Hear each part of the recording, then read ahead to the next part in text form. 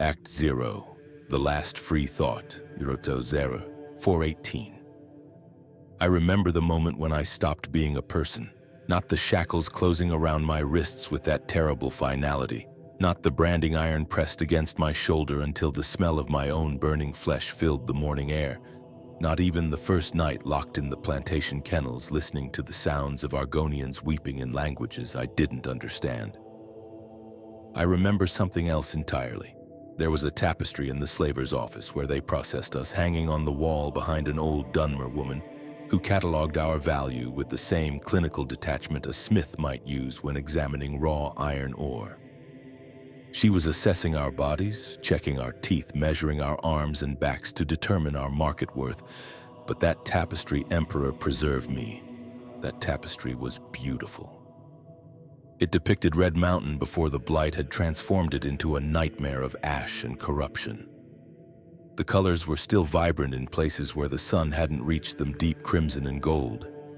The volcanic peak wreathed in clouds that looked almost peaceful, almost sacred.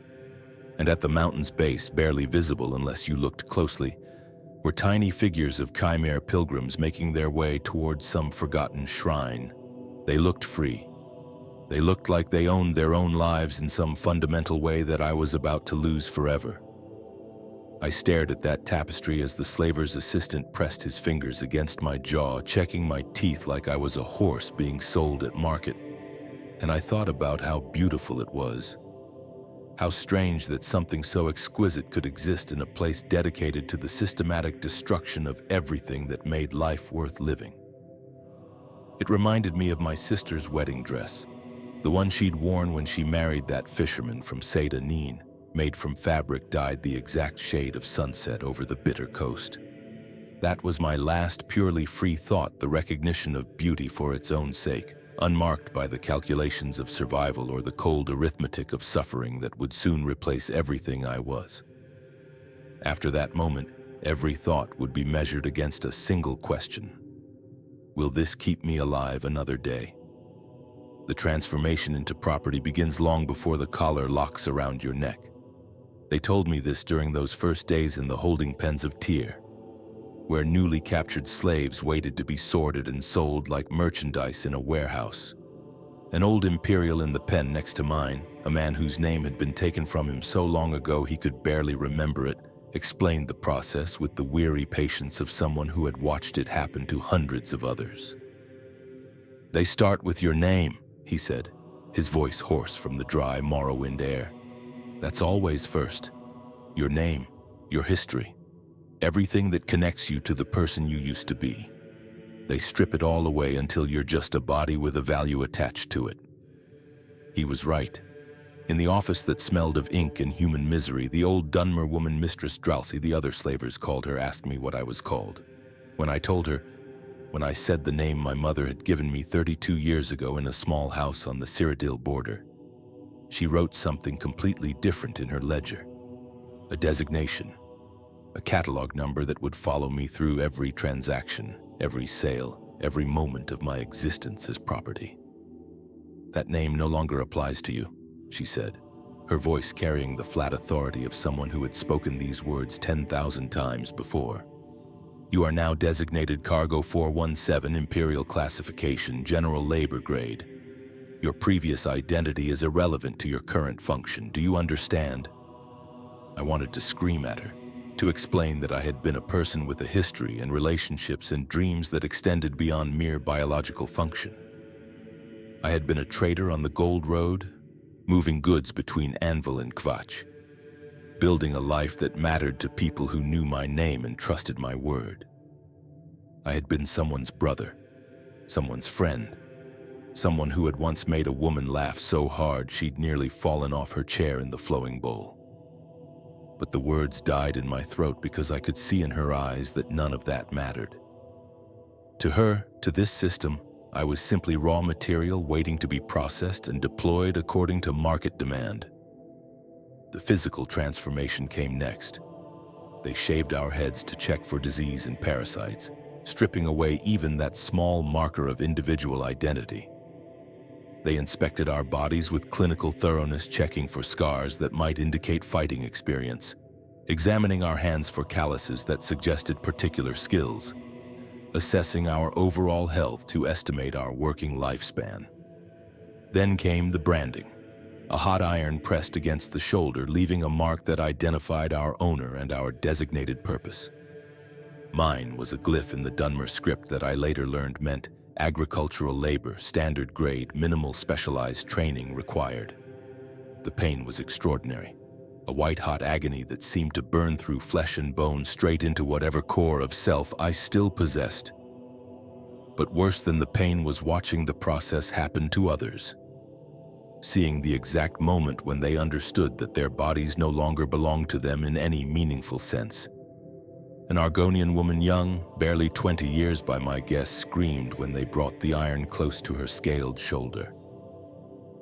One of the slavers simply struck her across the throat with enough force to collapse her windpipe temporarily. She took the brand in silence after that, her eyes vacant with the recognition of absolute powerlessness. I would learn her designation later. Cargo 538, agricultural labor, beast race classification.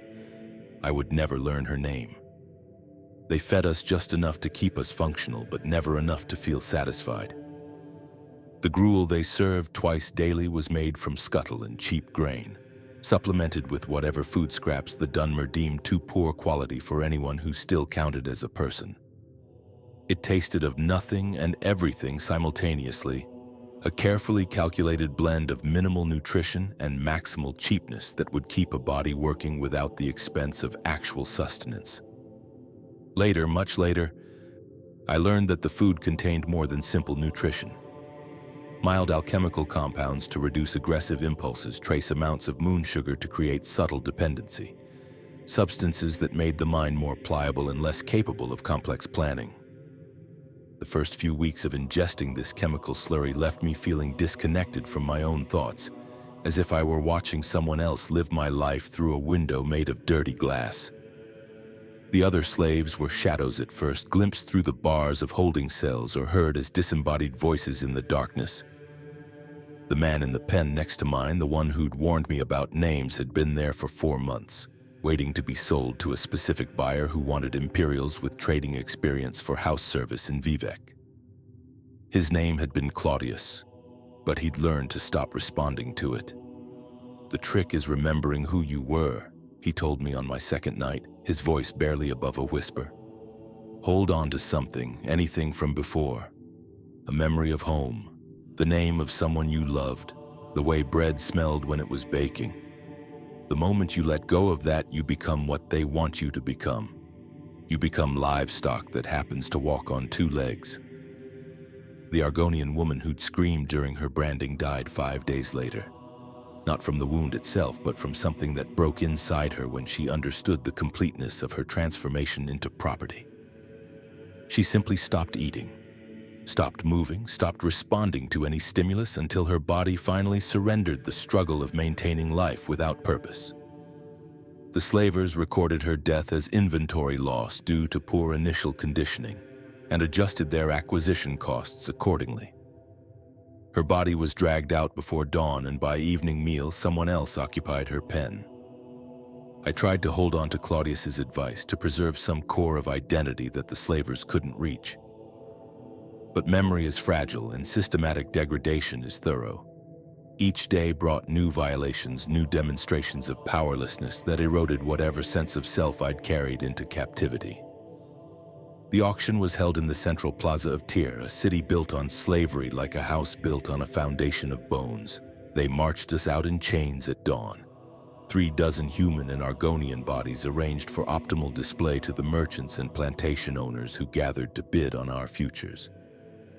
The morning sun was brutal, reflecting off the dark Dunmer architecture and turning the plaza into an oven that cooked us slowly while potential buyers circulated through the merchandise. They'd washed us the night before, scrubbing away weeks of accumulated filth so we'd present better for sale. The clean skin made the brands stand out more vividly, fresh scar tissue that marked us as property of House Dres, one of the great Dunmer houses that had built their power on the systematic exploitation of beast races and the occasional unlucky Imperial like myself.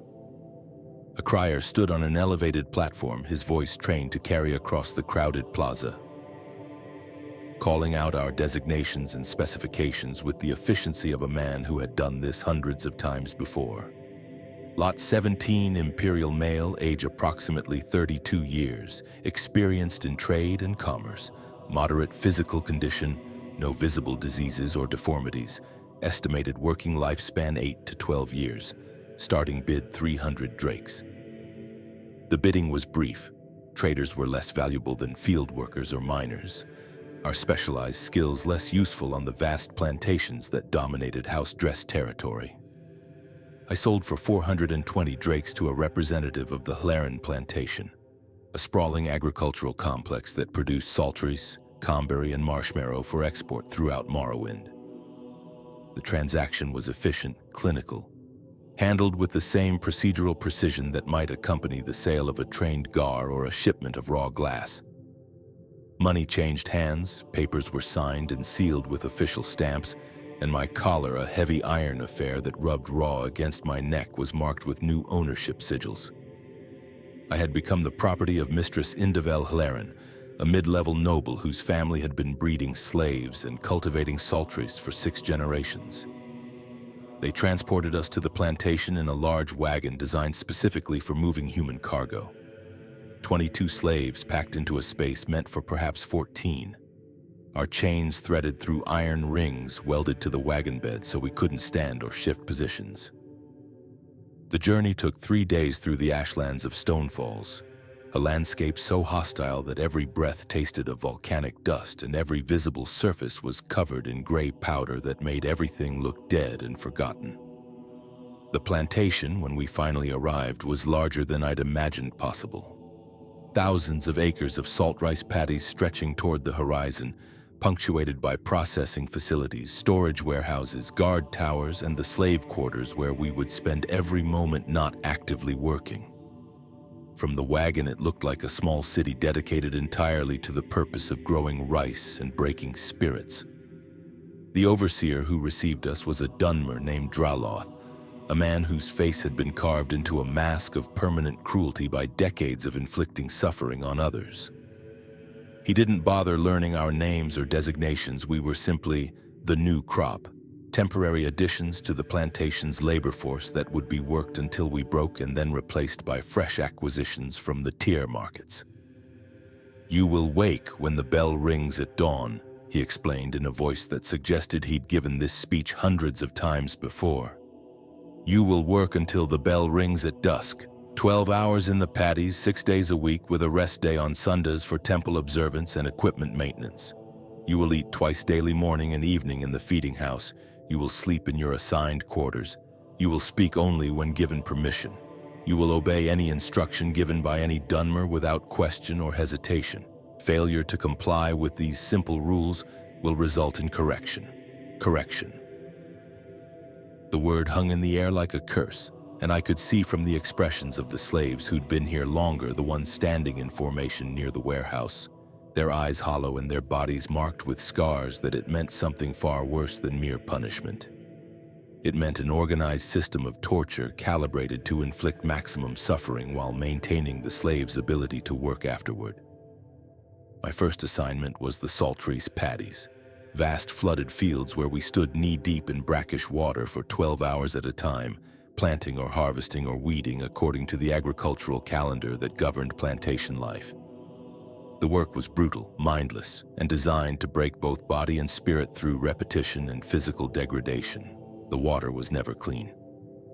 Parasites bred in the paddies, entering through any cut or scrape and causing infections that could kill if left untreated. But healing potions were expensive, reserved for slaves whose skills or rarity made them worth the investment in restoration magic. Common laborers like myself were expected to heal naturally or die trying. The plantation maintained enough excess labor capacity that individual deaths represented merely minor inconveniences rather than significant losses. I learned to move through the work in a state of dissociation, letting my mind drift away from my body while my hands continued their mechanical movements. This separation was survival, a way of preserving some small fragment of self while the plantation consumed everything else. But it came at a cost. Hours blurred into days, days into weeks, weeks into months of endless identical toil.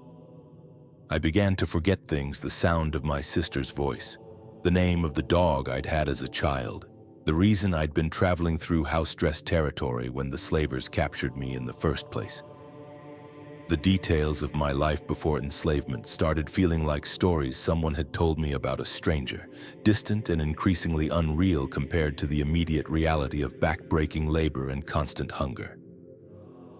The social structure among slaves was as complex as it was vicious. The oldest slaves, those who'd survived years or decades of plantation labor, formed an informal hierarchy based on usefulness to the overseers and willingness to betray others for minor privileges. They controlled distribution of the marginally less terrible sleeping spots in the slave quarters, access to the communal washing facilities, and information about which overseers were likely to apply correction for minor infractions versus those who would kill you for looking at them wrong. I aligned myself with a group led by an Argonian named Tiba I, a woman who'd been born into slavery on this same plantation 47 years ago.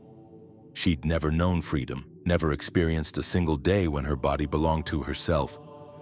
Yet she possessed a fierce intelligence and understanding of plantation dynamics that made her invaluable to those under her protection. She knew which overseers could be negotiated with through extra productivity, and which would interpret any attempt at communication as insubordination worthy of death. Under her guidance, I learned the unwritten rules that governed survival in this place. Never show weakness, because weakness was an invitation to exploitation by both overseers and other slaves. The plantation operated on a zero-sum economy of suffering. Every advantage one slave gained came at the cost of another slave's misery, and the overseers encouraged this competition as a method of maintaining control. Never volunteer for special assignments, because special usually meant more dangerous with no additional compensation. Slaves who volunteered to work the processing facilities often lost fingers to the machinery. Those who volunteered for the mines never came back at all. Never trust anyone completely, because desperation could turn the most loyal friend into an informant when the alternative was correction or death. The overseers maintained a network of slave informants who traded information about escape attempts, theft, or organized resistance in exchange for slightly better treatment. And never ever give up the small acts of resistance that proved you were still capable of choice. Stealing an extra minute of rest during water breaks, taking a mouthful from the irrigation channels when the guards weren't looking, meeting another slave's eyes with the recognition that you were both still people despite what the system insisted you had become. The overseers encouraged conflict between slaves because fighting prisoners were easier to control than organized ones. They would deliberately create situations where we were forced to compete for resources or privileges, or then stand back and watch us tear each other apart with the detached interest of natural philosophers observing Kwama in a colony. The winners of these conflicts received rewards too small to matter in any absolute sense: an extra portion of gruel, a slightly less damaged sleeping mat, a day off from the most brutal field assignments. But these tiny victories were sometimes all that stood between existence and suicide, so we fought for them with desperate intensity. I killed my first person on what I'd decided to call a Thursday, though time had long since lost any meaningful structure beyond the agricultural calendar of planting and harvest. His designation was Cargo 729, but everyone called him Fingers because he'd lost 3 of them to infection after an overseer had crushed his hand as punishment for dropping a basket of harvested saltrice. Fingers had been stealing from my food rations for weeks, taking just enough that I felt constantly weak and dizzy, but not so much that the theft was immediately obvious. When I finally caught him, his hand in my evening bowl while I was emptying my waste bucket, he laughed. He told me I was too weak to do anything about it, that I was just another soft Imperial who would be dead within a year like all the others who came from warmer provinces without understanding what Morrowind demanded. He was wrong about the timeline. The beating I gave him was not passionate or angry, but methodical, calculated to inflict maximum damage while avoiding the attention of overseers who might interfere or demand explanation. I used techniques I'd learned watching other slaves settle their disputes, targeting the kidneys and liver where bruises wouldn't be immediately visible. Using my knee to break his floating ribs, driving my thumbs into the soft tissue of his throat just enough to crush his windpipe without killing him immediately. When he stopped moving, when his breathing became a wet, rattling sound that meant his lungs were filling with blood, I felt nothing except a mild satisfaction that the problem had been resolved. The horror of what I'd done would come later in the sleepless nights when I replayed the violence in my mind and wondered which death had occurred first. Fingers's, or the part of me that had once believed killing was wrong under any circumstances. The overseers found his body during the morning count. They recorded his death as natural causes, internal injuries consistent with poor nutrition and the accumulated strain of heavy labor. No one questioned this diagnosis because questioning would have required investigation and paperwork that served no useful purpose. Fingers disappeared from the plantation manifest as if he'd never existed, and someone else was assigned to his sleeping mat within hours. That night, Tiba nodded at me with something that might have been approval. Her eyes, the deep amber color common to Argonians from Black Marsh, held a recognition that cut deeper than words. "You're learning," she said, her voice carrying the sibilant accent of her people. "The first kill is always the hardest. After that, it's just another skill like weeding or harvesting or any other thing you need to know to survive in this place." She was right. The second death came easier, and the third easier still. By the end of my first year on the Laren plantation, I'd stopped counting the bodies. Violence became just another aspect of daily routine. No more remarkable than eating or sleeping or standing in poisoned water for 12 hours, pulling weeds from around saltrice stalks. The capacity for horror that had once defined the limits of my imagination expanded to accommodate realities I could never have conceived in my previous life as a free person. But the physical violence was only the most visible aspect of how the plantation consumed us. The real destruction happened slowly, invisibly, in the gradual erosion of everything that made us human. They fed us just enough to keep us functional, but never enough to think clearly or plan effectively. They gave us just enough sleep to prevent total collapse, but never enough to feel rested or alert. They provided just enough medical attention to prevent epidemics that might reduce the overall labor capacity, but never enough to eliminate the constant background pain that accompanied every movement. The psychological warfare was more sophisticated. Every few months, the overseers would announce that certain slaves were being considered for manumission freedom, earned through exceptional productivity and demonstrated loyalty to their Dunmer masters. These announcements created desperate competitions as slaves tried to prove their rehabilitation through increased output and voluntary cooperation with the overseers' demands. These promises were always lies. No one left the Laren plantation except in body bags or as components for the necromantic research programs that House Telvanni occasionally purchased from House Dres. The announcements existed solely to generate bursts of increased productivity and to identify which slaves retained enough hope and initiative to be considered potential organizers of resistance. The twin moons of Masser and Secunda marked the passage of seasons above us, though we experienced their changes only through subtle variations in temperature and the shifting demands of the agricultural calendar.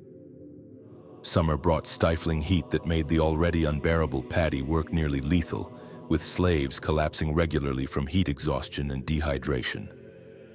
Winter brought a chill that seeped through our thin sleeping mats and made every morning an agony of frozen joints and muscles that refused to move until they'd been forced into motion through sheer will. Years passed, or what felt like years. Time became elastic in the eternal cycle of planting and harvest, stretching and compressing according to the rhythms of pain and relief that structured our existence. I lost track of my own age, forgetting whether I was 35 or 50 or somewhere in between. My hair, what little they allowed us to keep, turned gray and then white from a combination of stress and malnutrition. My teeth loosened, several fell out entirely, leaving gaps that made eating more difficult and speech more labored. Tiba died during my third winter on the plantation. not from violence or accident, but from a wasting disease that consumed her from within over the course of 6 months.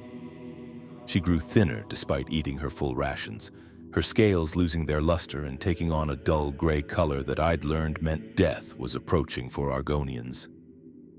She continued working until the day she physically couldn't stand, her pride refusing to show weakness even as her body betrayed her. The overseers didn't provide healing potions or restoration magic. They simply let her waste away. Calculating that the cost of treatment exceeded her remaining value as a labor unit. When she finally died lying on her sleeping mat in the slave quarters, surrounded by those of us who'd survived under her protection, it felt like losing the last connection to anything resembling kindness or compassion in this place. Her final words to me were a whisper I had to lean close to hear. Don't forget who you were. Even if you forget everything else, remember that you were once free. That matters even if you never are again. They dragged her body away before dawn, and someone else was assigned to her mat by evening meal. The plantation absorbed her death the way it absorbed everything efficiently, without ceremony, with the cold calculation of resource management that saw no meaningful difference between a dead slave and a broken tool. Her death left a vacuum in the plantation's informal slave hierarchy that others immediately moved to fill. The contests for influence were violent and brief, resolved through intimidation and occasional murder rather than democratic selection. I avoided involvement in these struggles, having learned that visibility was dangerous and that the safest position was often somewhere in the middle of the hierarchy, valuable enough to be worth protecting, but not important enough to be seen as a threat. The new informal leader was an Imperial named Cassian, a former Legion soldier who'd been enslaved after deserting his post during the aftermath of the Oblivion crisis. He was 10 years younger than me, stronger, and possessed a ruthless pragmatism that made him effective at managing the delicate balance between slave interests and overseer demands. He was also cruel in ways that Tiba I had never been, using violence and intimidation to maintain control rather than respect and mutual protection. Under his leadership, the slave organization became more efficient but also more brutal. He implemented harsh punishments for any perceived disloyalty or weakness, arguing that maintaining discipline within the slave population was the only way to prevent the overseers from implementing even worse controls. He was probably right, but the methods he employed, public beatings, theft of rations from the weakest slaves, occasional killings disguised as accidents, created an atmosphere of fear that matched what the Dunmer themselves imposed. He approached me after I'd killed my 7th person, a young Argonian who'd been caught stealing from the communal water supply. Cassian's eyes, hard and calculating, assessed me with the same clinical precision the slavers had used during my initial processing. "You're good at this," he said, gesturing toward the body being dragged away. "Better than most. That makes you useful, but it also makes you dangerous. I need to know which one you're going to be." The question was simple. Would I work with him to maintain order among the slaves, or would I become a problem that needed to be eliminated? The choice wasn't really a choice at all. Refusing would have marked me for death, either by his hand or through strategic information passed to the overseers about my disruptive behavior.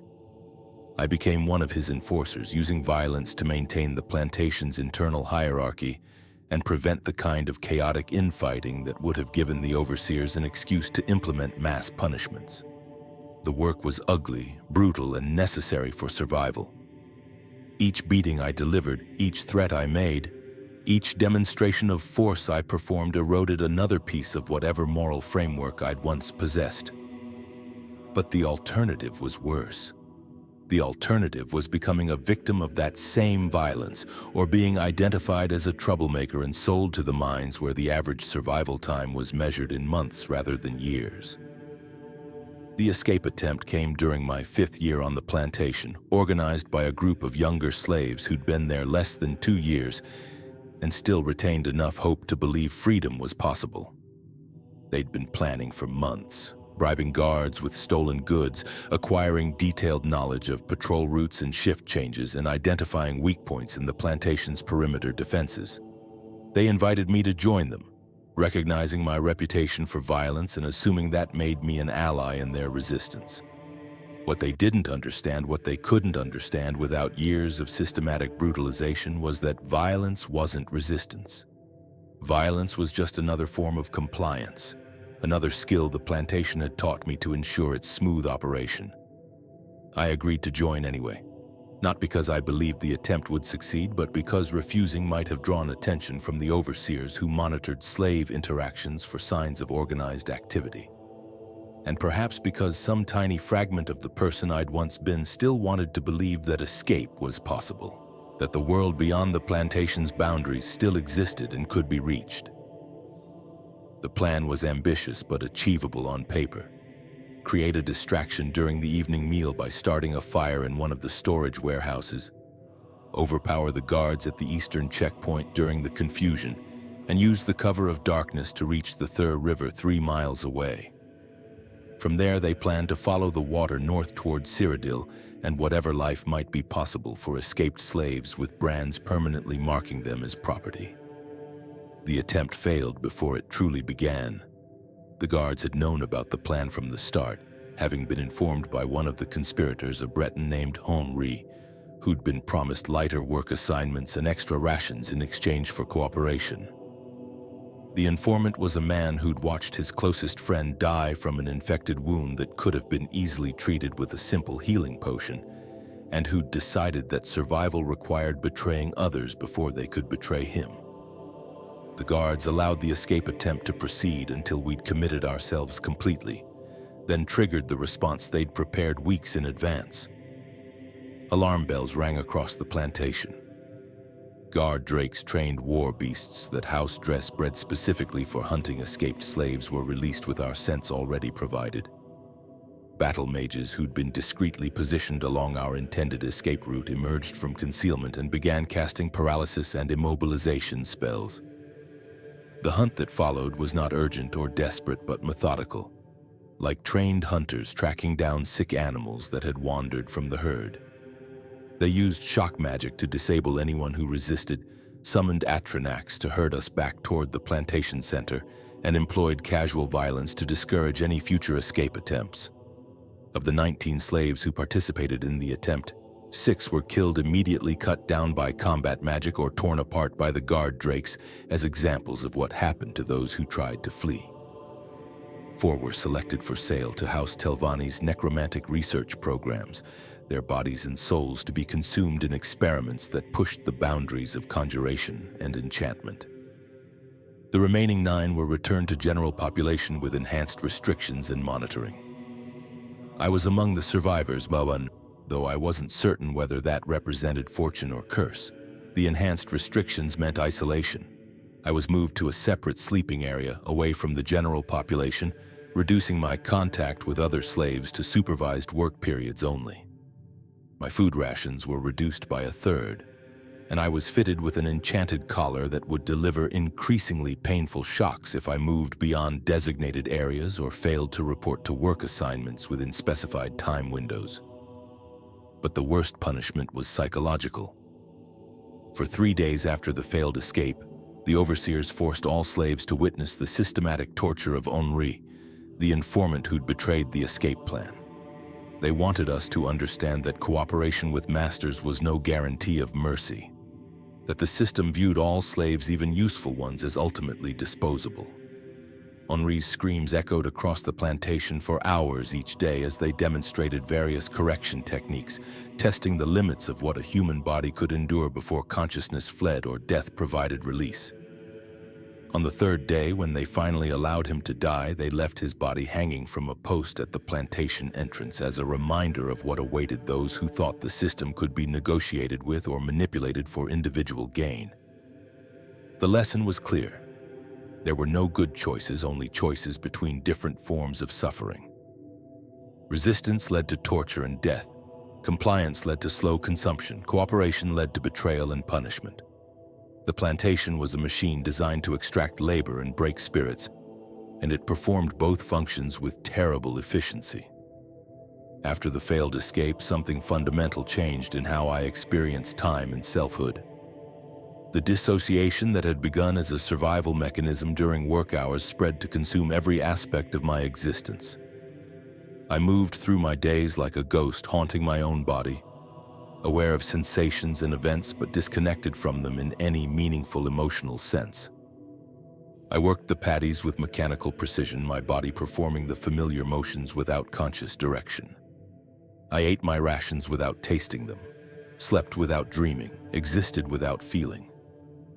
The boundary between myself and the work I performed dissolved until I was nothing more than a collection of skills and capacities that the plantation deployed according to its needs.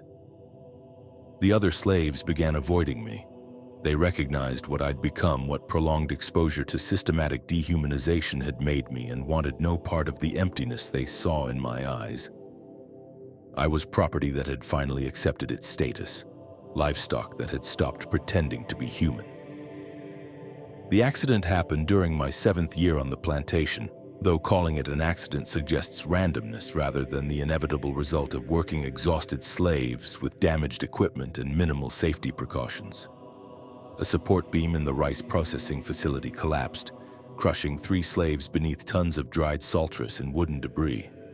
I was one of the 3. The beam caught me across the back and legs, pinning me face down in rice chaff that filled my mouth and nose and made breathing nearly impossible. The pain was extraordinarily sharp and immediate where the wood pressed into my spine, radiating outward in waves that made my vision go white and then black and then white again as consciousness flickered like a failing candle. They pulled me from the wreckage after what might have been minutes or hours, my sense of time disrupted by pain and the near suffocation of being buried alive. The other 2 slaves were already dead, their bodies crushed beyond any possibility of restoration, even with the most powerful healing magic. I had survived, but the damage to my back and legs meant I could no longer perform heavy labor in the paddies. The overseer who assessed my condition after the plantation healers had done their minimal work made the calculation with cold efficiency. I couldn't work the fields anymore, but I retained enough mobility and hand dexterity to be useful in lighter duties. They reassigned me to the processing facility, where I would spend 12 hours a day sorting and packaging dried rice for export, work that required precision and attention but not physical strength. The new assignment was less physically demanding but more psychologically devastating. The processing facility operated year-round regardless of season, with no variation in routine or environment. The work was performed in near silence. Talking was forbidden during working hours in a windowless building lit by dim mage light that never varied in intensity. Time lost all structure. Days became indistinguishable from each other, marked only by the bells that signaled shift changes and meal periods. I worked alongside other damaged slaves, men and women whose bodies had been broken by the plantation but who retained enough function to be worth keeping alive. We moved through our tasks like the living dead, automatons performing programmed actions without thought or feeling or any awareness of purpose beyond immediate compliance. The woman who worked the station next to mine had been there for 11 years. Her designation was Cargo 284, but she couldn't remember her name from before enslavement.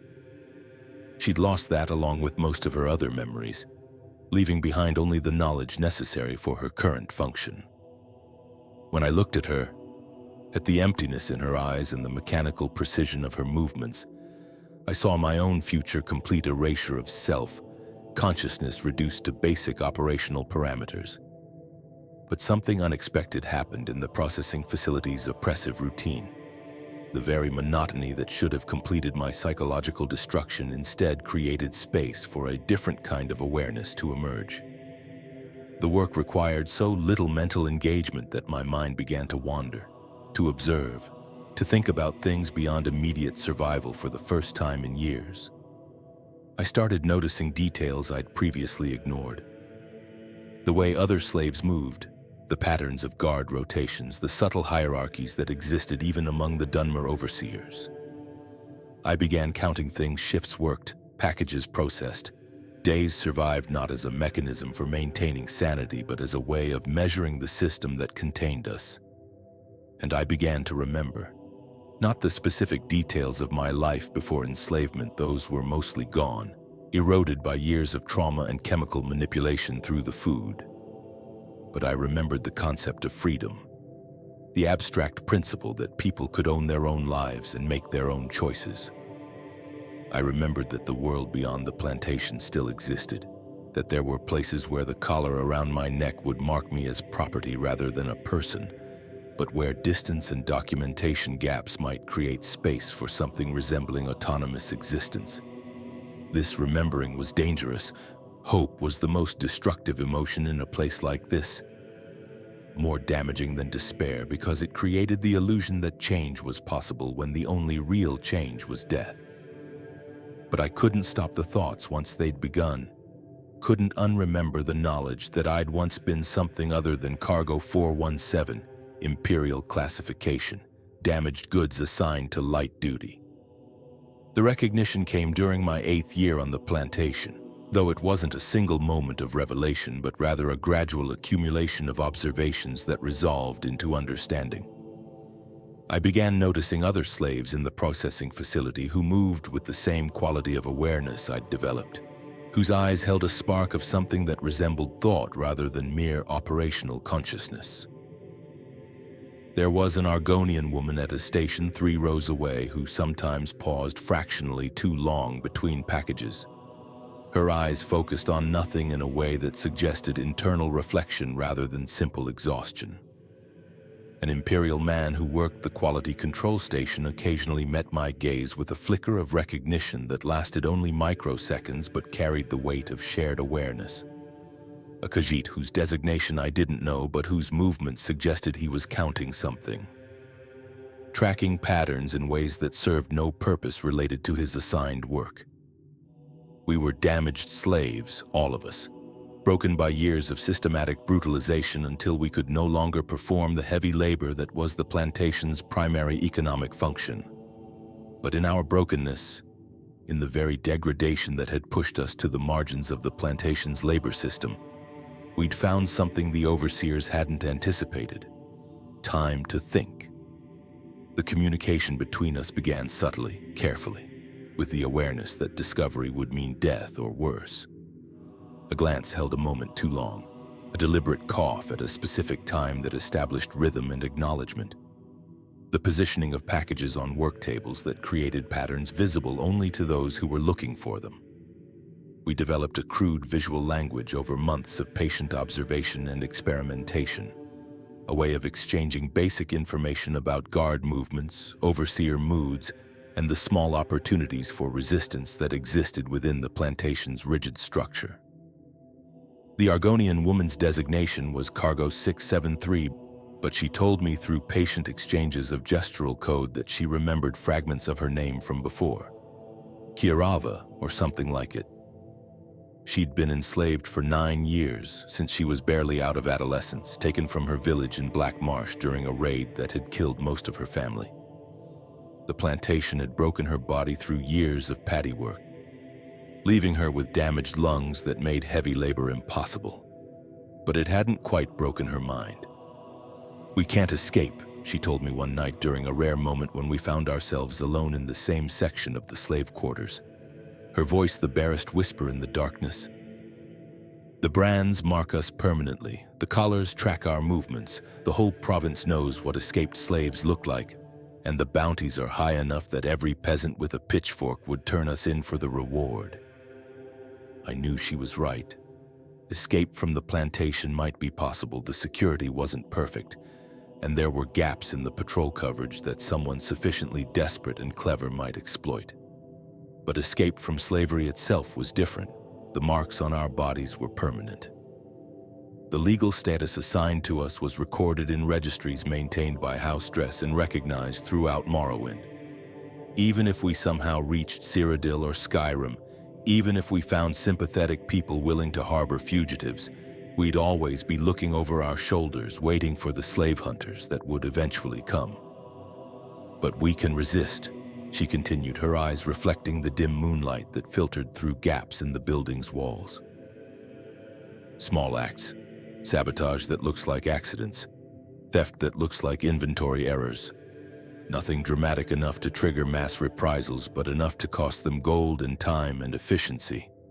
Death by 1,000 cuts instead of one dramatic wound. The idea was simultaneously brilliant and terrifying. Open resistance would be crushed immediately and brutally, serving as justification for even harsher controls. But subtle sabotage, carefully calibrated to look like the inevitable inefficiencies of any large operation, might be sustainable over long periods. A batch of rice packages damaged during processing. Equipment that failed slightly earlier than its expected lifespan. Guard rotations compromised by slaves who knew exactly when certain overseers would be distracted or absent.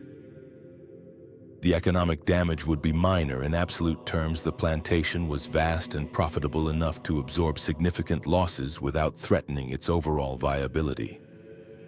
But the cumulative effect might be enough to reduce the profitability margins that made slave labor economically attractive compared to paid workers.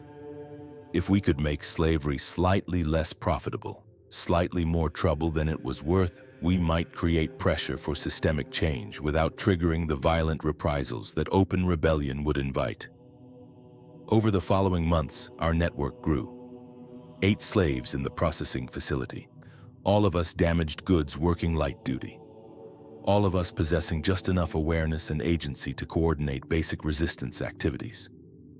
We were careful, patient, limiting our sabotage to actions that could plausibly be explained as accidents or incompetence rather than deliberate defiance.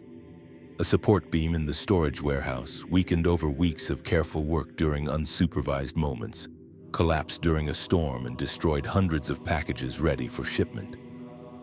The damage looked like natural deterioration accelerated by weather. Equipment seals that should have lasted months failed after weeks, contaminating processing machinery with water and salt that required expensive cleaning and repair. Inventory records developed inexplicable discrepancies, creating hours of administrative work for the Dunmer accountants who managed the plantation's books. The plantation absorbed these setbacks with the same efficiency it absorbed everything else, adjusting its projections and budgets to account for the increased maintenance costs and reduced output. But I could see the effect in the overseers' expressions, in the way they scrutinized operations more carefully, in the subtle increase in tension that accompanied each new failure of equipment or inventory. We were costing them gold, not enough to threaten the plantation's survival, but enough to be noticed. Enough to make the quarterly reports to House Dres less impressive than they might have been. In a system built on ruthless efficiency and careful cost management, even minor losses created pressure that rippled upward through the hierarchy. But our resistance came at a cost. One of our network, an Imperial man named Marcus, who'd been enslaved for 6 years, was caught weakening a load-bearing beam in the rice storage facility. The overseer who discovered him didn't ask questions or demand explanations. He simply crushed Marcus's skull with a maul, killing him instantly, and left his body where it fell as a warning about what happened to slaves who damaged plantation property. They didn't investigate further, didn't attempt to identify accomplices or discover whether Marcus was acting alone or as part of a larger conspiracy. The overseer simply noted the death as termination due to sabotage attempt in his daily log and ordered Marcus's body processed through the same systems that handled all plantation waste ground up and spread across the fields as fertilizer. The casual brutality of his execution, the complete lack of ceremony or acknowledgement that a person had died, should have terrified us into abandoning our resistance. Instead, it crystallized our resolve. Marcus had chosen to risk death rather than accept complete powerlessness, and his choice mattered even if the plantation's official records reduced him to a line item in a waste disposal log. The overseer rotation changed during my 9th year on the plantation, bringing new management personnel who'd been trained in more progressive theories of slave labor optimization. They'd studied at House Dres academies, where scholars researched methods for extracting maximum productivity from human resources while minimizing the costs associated with high mortality rates and constant replacement. The new chief overseer was a Dunmer named Malvolus, younger than his predecessor, educated in contemporary management philosophy that emphasized sustainable exploitation over short-term extraction. He implemented changes quickly, slightly increased food rations to improve worker health and longevity, reduced working hours from 12 to 11 per day, and established a rudimentary medical facility where slaves could receive basic healing for injuries that threatened their long-term productivity. The reforms were modest, calculated to improve the plantation's economic performance rather than slave welfare, but they represented a shift in thinking that hadn't existed before. Malvolus understood that dead slaves were worthless, and that maintaining a stable, relatively healthy labor force was more cost-effective than constantly acquiring and training replacements. He also implemented what he called performance incentive structures, a system of rewards for slaves who exceeded production quotas or demonstrated exceptional loyalty to plantation operations. The rewards were trivial: slightly better sleeping accommodations, occasional rest days, access to the temple library for slaves who could read. But they represented something unprecedented in my experience of slavery: the acknowledgement that slaves could be motivated through positive reinforcement rather than solely through fear and punishment. The other slaves reacted to these changes with suspicion and confusion. Tiba I had warned me years ago that kindness from masters was often more dangerous than cruelty, because it made compliance feel like choice rather than coercion. The reforms weren't mercy, they were refined techniques of control. Methods for extracting more value from human resources by calibrating the level of suffering to optimize productivity rather than maximize punishment. But the reforms also created new opportunities for resistance. The medical facility, understaffed and poorly supervised, provided access to healing potions and alchemical supplies that could be stolen in small quantities. The temple library, intended to pacify educated slaves through controlled access to approved texts, contained books on Dunmer architecture, agricultural management, and plantation security protocols that revealed information about the systems that contained us. The performance incentives created legitimate reasons for slaves to move between different areas of the plantation, reducing the suspicion that would normally accompany such movement. Our resistance network adapted to exploit these new opportunities. Karava secured assignment to the medical facility as a cleaning assistant, giving her access to supplies and information about overseer health conditions that might be useful. An Imperial named Gaius earned access to the library through exceptional performance in the processing facility, where he studied texts on structural engineering and agricultural drainage systems that revealed potential vulnerabilities in the plantation's physical infrastructure. I focused on understanding the new management systems, learning the metrics by which Malvolus evaluated performance, and identifying patterns in how he allocated resources and personnel. The reforms had created a more complex operational structure, and complexity created opportunities for manipulation that hadn't existed under the previous regime's simpler approach of universal brutalization. The plan developed gradually over months of careful observation and patient communication through our covert network. We wouldn't attempt escape that remained impossible for all the reasons Kirava had identified. We wouldn't attempt open rebellion that would be crushed immediately and used to justify reversing the reforms that had made our resistance possible. Instead, we would attempt something more ambitious and more subtle. We would make slavery unprofitable. The plantation's economic viability depended on maintaining production levels that exceeded the costs of slave acquisition, maintenance, and supervision. Malvolus's reforms had reduced mortality rates and increased efficiency, improving those margins significantly. But if we could coordinate sabotage across multiple operational areas simultaneously, if we could create cascading failures that overwhelmed the plantation's ability to absorb losses, we might be able to demonstrate that even optimized slavery was economically untenable. The fire started in the processing facility on what I'd decided to call a Frida's evening, 3 hours after the shift change when most overseers had retired for the night and supervision was minimal. The ignition point was a pile of rice chaff near a malfunctioning mage light, a combination that looked like pure accident, tragic bad luck rather than deliberate sabotage. The flames spread quickly through the processing building, consuming the dried saltrice and wooden structures with terrifying speed. The alarm bells rang across the plantation as guards rushed to contain the fire and prevent it from spreading to the adjacent storage warehouses. In the chaos and confusion, while every overseer and guard was focused on the fire, Other members of our network moved into position. Kirava released the guard drakes from their kennels, creating additional chaos as the beasts, confused and frightened by the smoke and flames, attacked anything that moved. Gaius opened the gates on 3 irrigation channels, flooding the western paddies and drowning weeks of carefully cultivated rice crops. Other slaves, their participation carefully coordinated through weeks of covert communication, created smaller disruptions across the plantation-damaged equipment, opened storage containers, released livestock. The damage was extensive, but not catastrophic. The fire destroyed the main processing facility and damaged 2 storage warehouses before being brought under control. The flooded paddies represented a significant crop loss, but not enough to threaten the plantation's annual output. The various other disruptions created immediate problems but could be repaired or mitigated with time and resources. What made the difference was timing and coordination. All of the sabotage occurred simultaneously, overwhelming the Overseer's ability to respond effectively and creating cascading failures as resources allocated to address one crisis left other areas vulnerable. The economic cost, calculated over the following days as Malvolus assessed the damage, exceeded the plantation's profit margin for the entire year. The investigation that followed was thorough and brutal.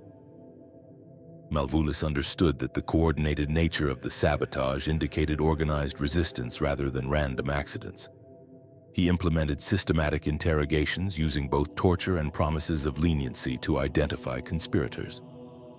Several slaves confessed under duress, providing names and details about our network's structure and operations. 8 of us were identified as primary participants in the sabotage. The punishment was designed to be exemplary, demonstrative of what happened to slaves who cost their masters gold and productivity. They crucified us in the plantation's central plaza, our bodies nailed to wooden posts where every slave would see us during their movement between quarters and work assignments. The crucifixion was not designed to kill quickly. We hung there for days as our bodies slowly failed, unable to breathe properly from the position, unable to escape the pain, unable to do anything except endure while the plantation continued its operations around us. Guards force-fed us water to extend our suffering, applied minor healing magic to prevent us from dying before the lesson had been adequately demonstrated. Kirava died on the 3rd day. I watched her body go still, saw the light fade from her eyes as whatever consciousness she still possessed finally found release. Gaius lasted until the 4th day.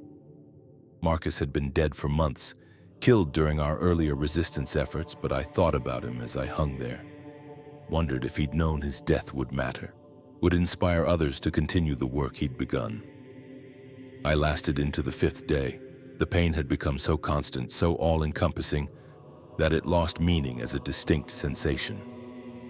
I existed in a state of pure suffering, consciousness reduced to the single awareness that I was dying slowly while the plantation that had consumed my life continued operating with cold efficiency. But I didn't die on that cross. On the evening of the 5th day, as the twin moons rose over the ashlands and my consciousness flickered between awareness and the darkness that preceded death, Malvolus himself came to the plaza where we hung. He studied me with clinical interest, checking my pulse, examining my eyes, calculating whether I retained enough vitality to be worth saving. "Take this one down," he ordered the guards. "Put him in the medical facility. I want him alive." They pulled the nails from my hands and feet with brutal efficiency. The pain of removal somehow worse than the pain of crucifixion itself. They carried me to the medical facility where healers worked with expensive potions and restoration magic to pull me back from the edge of death, repairing the physical damage while leaving the psychological scars untouched. I spent 3 weeks in the medical facility recovering strength slowly as my body healed from injuries that should have killed me.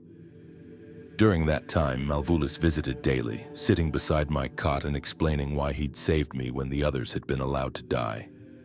"You cost me more than a year's profit," he said during one of these visits, his voice carrying neither anger nor satisfaction, just statement of fact.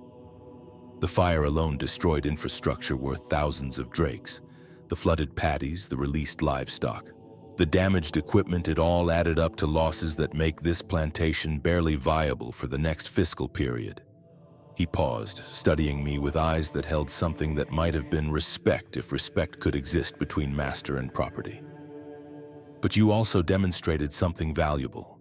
You showed that slaves can organize, can plan, can execute complex operations requiring coordination and discipline. That's not supposed to be possible after years of conditioning and brutalization. Yet you did it, which means our understanding of how slavery works is incomplete. He leaned forward, his face close enough that I could smell the comberry wine on his breath. House Dres is interested in understanding how you accomplished this. They want to study your network's formation, your communication methods, your decision-making processes. They want to know how slaves who should have been completely broken retained enough agency to mount organized resistance. And they've decided that keeping you alive to provide that information is worth more than the satisfaction of watching you die as punishment for your crimes against property. The implication was clear. I would live, but not as a slave on the Hlaren plantation. I would be transferred to House Dres research facilities where scholars studied the psychology of slavery and developed improved techniques for breaking resistance and maintaining control. I would become a specimen, a data point in academic research designed to make future slavery more effective and more difficult to resist. The transfer happened 6 weeks after they'd taken me down from the cross. They transported me in a guarded wagon to a facility near Narcissus, a nondescript building that looked like any other Dunmer administrative structure but served as a laboratory for experiments in human resource optimization.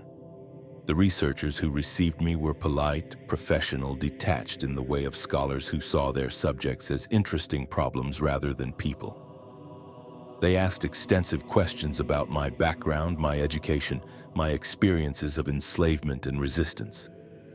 They wanted to understand every detail of how our network had formed, how we'd communicated, how we'd coordinated the sabotage that had cost the plantation so much gold. I answered their questions honestly. Not because I hoped for mercy or better treatment, but because honesty required less effort than deception, and because I was curious about what they would learn from our failure. The rebellion had failed all of us who'd participated were either dead or in custody. But it had also succeeded in demonstrating that even optimized slavery contained vulnerabilities that determined slaves could exploit. The research facility was different from the plantation in almost every way. The conditions were better: adequate food, private sleeping quarters, access to books and writing materials. The work was intellectual rather than physical, consisting mainly of answering questions and participating in various psychological assessments designed to map the cognitive changes that occurred during prolonged enslavement. But it was still a prison, still a place where my body and mind belonged to others who studied me with the same clinical interest they might apply to examining a particularly interesting disease culture. The comfortable conditions and respectful treatment were tools of manipulation, methods for extracting information and cooperation more effectively than torture or threats could achieve. During my 6th month at the research facility, one of the scholars, a Dunmer woman named Milvela, who specialized in resistance psychology, explained what they were learning from my case and others like it. "We used to think that systematic brutalization would break slaves completely," she said, reviewing notes from our latest interview session. "That sufficient suffering would eliminate any capacity for organized resistance. But your case and others suggest that's incorrect. Extreme brutalization creates trauma responses that actually preserve core identity as a survival mechanism. The mind fragments, creating protected spaces where the self can hide from the worst of the suffering." She looked up from her notes, her eyes carrying academic fascination that made me feel like an insect pinned to a collection board. "The optimal approach appears to be moderate, sustainable suffering combined with intermittent rewards and the illusion of agency. Create conditions where slaves believe their compliance is a choice, rather than pure coercion. That's more effective at eliminating resistance than pure brutality because it co-opts the slave's own decision-making processes into maintaining their subjugation." The implications of this research were chilling. They were developing more sophisticated methods of slavery. refining techniques that would make future resistance even more difficult than it had been for us. My cooperation, my honest answers to their questions was helping them perfect the systems that would enslave others after me. But I kept answering their questions, kept participating in their research because I'd realized something they hadn't. Every technique they developed, every insight they gained into how to maintain control more effectively, also revealed information about the system's weaknesses. They were teaching me inadvertently, through their questions and observations, exactly how slavery worked at a mechanical level. And that knowledge, if it could somehow reach other slaves, might be more valuable than any dramatic act of resistance. I have been property for 9 years, 2 months, and 14 days. The Dunmer have documented every moment of my transformation from free person to human resource, cataloging the physical and psychological changes that occur when systematic oppression is applied with scientific precision. They have measured how long it takes to break a person's will, mapped the stages of resistance and acceptance, calculated the optimal balance between suffering and survival that maximizes productivity while minimizing mortality. But what they haven't measured, what they can't measure because it exists in spaces their instruments cannot reach, is the part of me that remained human despite everything they did. Not the person I was before enslavement. That person died years ago on a plantation where his body was worked until it broke and his mind was brutalized until it fragmented. But something else. Something that emerged from the wreckage of that previous self. Something that knows what slavery truly costs and can bear witness to that cost. The scholars at the research facility believe they've successfully pacified me, that comfortable conditions and intellectual engagement have completed the work the plantation began. They see cooperation and assume submission, mistake my willingness to answer questions for acceptance of my status as property. What they don't understand is that every question I answer, every insight I provide into how our resistance network formed and operated, is a seed being planted for future resistance. They're writing academic papers about optimal slavery techniques, publishing research in journals read by scholars throughout Morrowind and beyond. And in those papers, buried within technical analysis of control methodologies, is information about how slavery actually functions, the mechanisms it uses, the vulnerabilities it creates, the ways that determined slaves can exploit systemic complexities to create costly disruptions. This knowledge will spread. Some young Dunmer scholar reading these papers to improve their understanding of human resource management will inadvertently provide exactly the information that future slaves need to organize more effectively than we did. Some escaped slave, literate, and clever enough to access academic libraries will find detailed maps of the system that constrains them. Some abolitionist in Cyrodiil or Skyrim or Black Marsh will use this research to argue that slavery is economically and socially untenable even when optimized by the best minds House Dres can deploy. Our resistance failed. The plantation absorbed our sabotage, Malvulis implemented new security protocols, and the slaves who participated in our network died painful deaths that served as warnings to others. But the failure itself generated data, created knowledge, forced the system to reveal its operating principles in ways that might ultimately prove more valuable than any dramatic escape or violent rebellion could have been. I think about Kirava often, about her insistence that we could resist through small acts rather than grand gestures. She died on that cross believing our rebellion had failed, that the costs we'd inflicted on the plantation weren't significant enough to matter. But she couldn't see what I can see from within this research facility, that our actions forced House Dres to question fundamental assumptions about how slavery works, to invest resources in understanding resistance psychology, to document their control mechanisms in ways that make those mechanisms visible, and therefore vulnerable to future exploitation. The other prisoners in the research facility, there are 7 of us now, all of us survivors of failed resistance efforts from different plantations across Morrowind, have begun communicating through the same subtle methods we developed in our previous locations. Patterns of movement during exercise periods, arrangements of books in the library we're allowed to access. The positioning of items in our quarters that creates visual codes only we can interpret. We're not planning escape. We're not organizing sabotage. We're simply bearing witness, remembering what was done to us, preserving the knowledge of how slavery operates so that when opportunities for resistance emerge in the future, they won't be wasted through ignorance or lack of preparation. There's a young Argonian woman who was brought to the facility 3 months ago. A slave who organized work slowdowns on her plantation through such subtle methods that the overseers couldn't identify any individual culprit. She's 19 years old, born into slavery, never experienced a single day of freedom. Yet she possesses a fierce intelligence and strategic thinking that impresses even the scholars who study her. Her name, not her designation, but the name she remembers from her earliest childhood, is Kudnakal.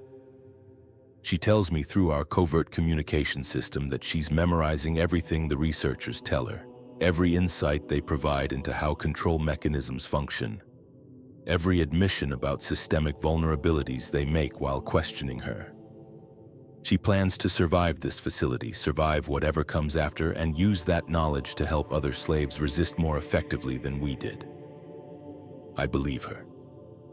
I believe that our failures matter, that the seeds we've planted will eventually grow into something the system cannot contain.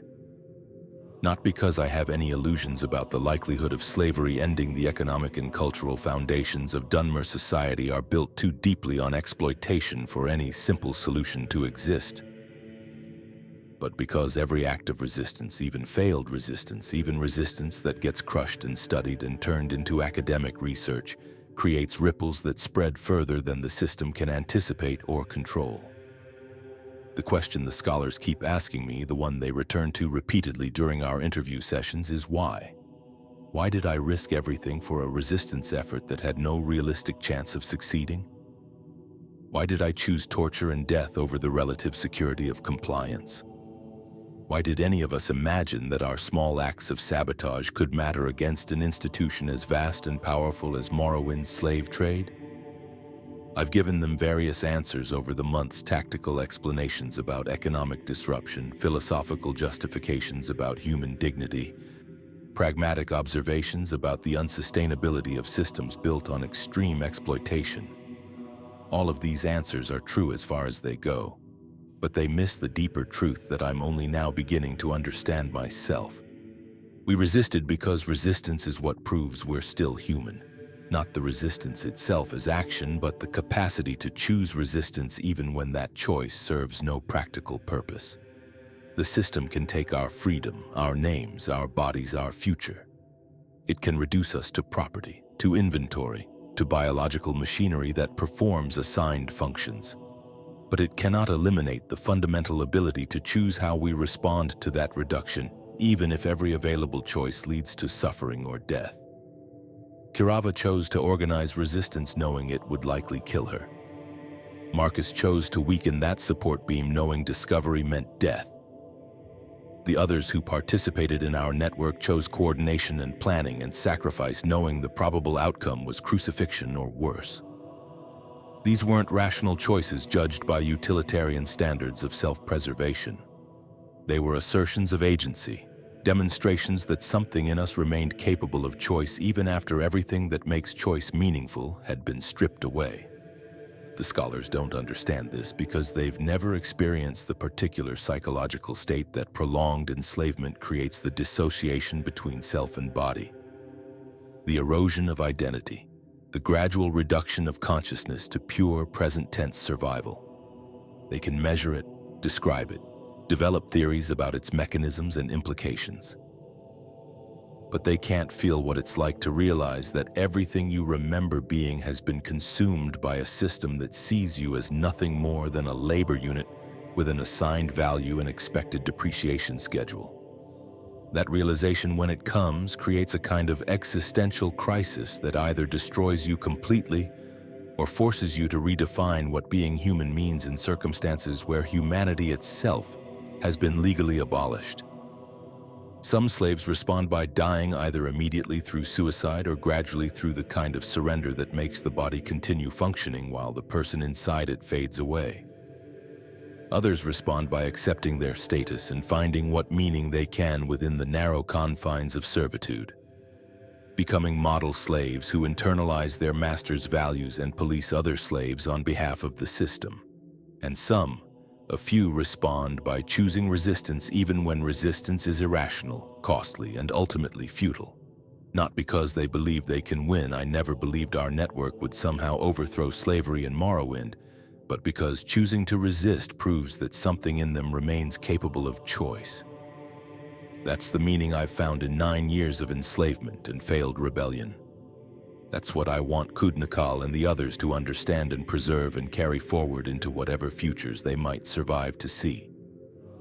The system will continue. House Dres will refine their techniques, implement the insights gained from studying us, create more sophisticated methods for maintaining control, while minimizing the inefficiencies that resistance creates. Future slaves will suffer the same transformation we suffered, will face the same impossible choices between compliance and defiance. But they'll also have access to something we didn't have at the beginning of our journey: knowledge of how the system actually works, understanding of its mechanisms and vulnerabilities, awareness that resistance is possible even after everything that makes resistance reasonable has been eliminated. That knowledge won't save them from suffering. It won't prevent them from being brutalized, broken, reduced to property, but it might help them preserve some fragment of agency, some capacity for choice, some proof that they remained human despite everything the system did to convince them otherwise. I have been property for 9 years, 2 months, and 14 days. Soon the scholars haven't told me exactly when, but I can read the signs in how they talk about completing their research. I will be sold to someone who values the insights I can provide about resistance psychology, or transferred to some other facility, or simply disposed of once my usefulness as a research subject expires. I don't know what happens next. I don't know how much longer this body will continue functioning, or whether the part of me that can still think and choose and bear witness will persist through whatever comes after this, but I know that these 9 years mattered, that the resistance we attempted mattered, that every slave who chose defiance over surrender mattered, even if their individual acts of resistance were crushed and forgotten. This is what slavery means in Tamriel, not the physical conditions or the legal status or the economic calculations. It means the systematic attempt to eliminate human agency, to transform people into property, to reduce consciousness itself to basic operational parameters. And it means the equally systematic failure of that attempt, because something in human nature resists categorization as mere property, even under conditions that make resistance irrational. The great houses of Morrowind have practiced slavery for thousands of years, perfecting their techniques across generations, creating legal and social structures that make exploitation seem natural and inevitable.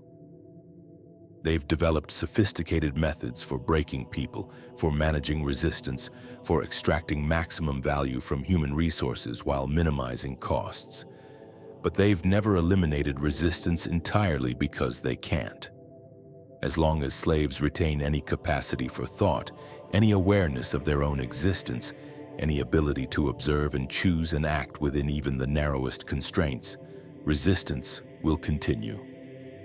It will look different in each generation, will adapt to changing techniques of control, will sometimes fail spectacularly and sometimes succeed in ways the system can't acknowledge or address. Our resistance failed, but failure isn't the end of the story. It's data for the next attempt, knowledge for future slaves, proof that agency persists even in circumstances designed to eliminate it. Kirava understood this before she died.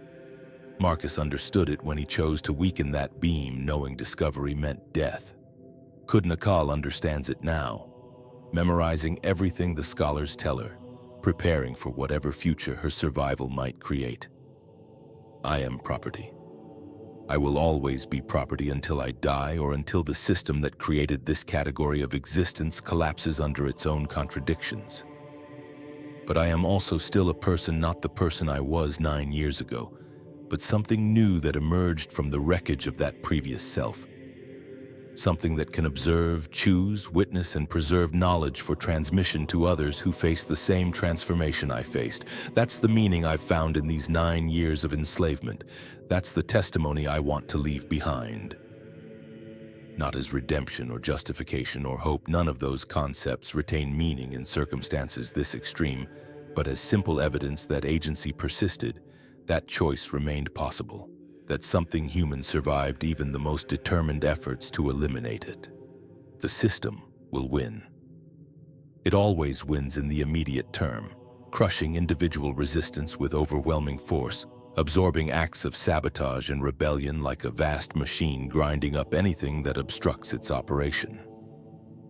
But those crushed acts leave traces, create knowledge, reveal vulnerabilities, and someday, maybe not soon, maybe not within any time frame I could survive to see those accumulated traces might matter in ways the system cannot anticipate or prevent.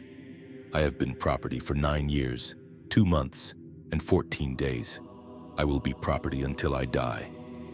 But I was also briefly part of a resistance network that forced one of Morrowind's great houses to question their assumptions about how slavery works. And that matters even if the only evidence of its mattering is this testimony that I give to scholars who will use it to enslave others more effectively. This is what prison means when the prison is your own body, when the sentence is permanent transformation into property, when the guards are every person who benefits from your exploitation. It means endurance, adaptation, the slow erosion of everything that made life meaningful. But it also means witness, memory, the preservation of knowledge that resistance was attempted even when resistance seemed impossible. I don't know what happens next, but I know that what happened matters, and that mattering is enough.